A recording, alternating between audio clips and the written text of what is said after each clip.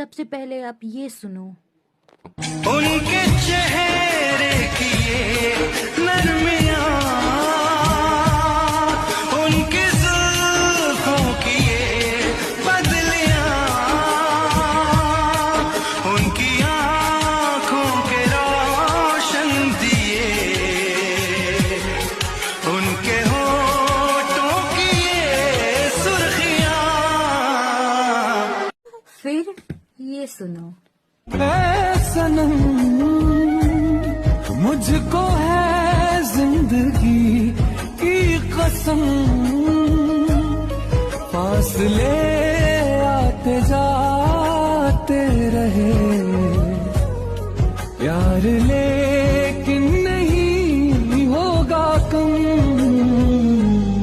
नीचे comment box में बताइएगा कौन सा आपको बेटर लगा।